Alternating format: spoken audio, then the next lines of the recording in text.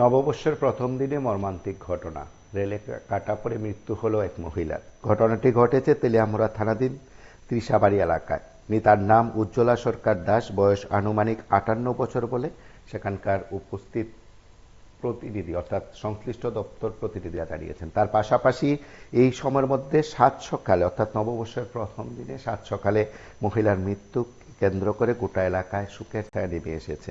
স্থানীয়দের বক্তব্য, ত্রিশাবাড়ি রেল ব্রিজে সেই মর্মান্তিক ঘটনাটি ঘটেছে। সাত সকালের এই ঘটনার খবর পেয়ে ছুটে যান সংশ্লিষ্ট রেল কর্তৃপক্ষ, তার পাশাপাশি পুলিশের প্রতিনিধিও সেখানে পৌঁছে গেছেন। যদিও গোটা বিষয়গুলো নিয়ে সংশ্লিষ্ট প্রতিনিধিরা সংবাদ মাধ্যমের মুখোমুখি হয়ে কথা বলেছেন। আমরা একবার শুনবো তারা কি বলছে। উজ্জ্বলা দাস সরকার মহিলার নাম। মহিলা নাকি গ্রামবাসীর মুখে জানতে পারলাম মহিলা ইট বাটাতে গিয়ে ইট ভাঙে, প্রত্যেকদিন সকালবেলা যায় আর খাওয়া দাওয়া নিয়ে যায়, একবারে কাজটা সেরে সন্ধ্যাবেলা নাকি বাড়িতে ফিরে।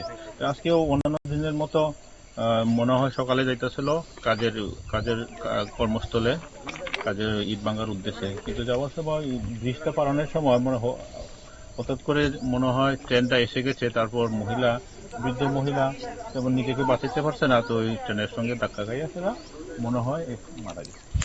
স্যার, আপনার কোন সময় ঘটনা হয়েছে? ঘটনাটা সকাল 7:30 পৌনে 8টা এরকম হইতে পারে। কোন ট্রেনটা স্যার?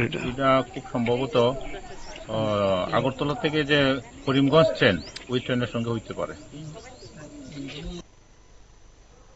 আপনার শুনেন একেবারে নববর্ষের প্রথম দিনে মর্মান্তিক সে ঘটনায় যারা প্রতিনিধি হয়ে গেছেন, রেলের প্রতিনিধি হয়ে গেছেন, তারা তাদের প্রতিক্রিয়া ব্যক্ত করেছেন। স্থানীয়দের মধ্যে তীব্র চাঞ্চল্য ছড়িয়ে পড়েছে, শোকের ছায়া নেমে এসেছে গোটা এলাকায়। আপনার সঙ্গে থাকুন, দেখতে থাকুন PB24।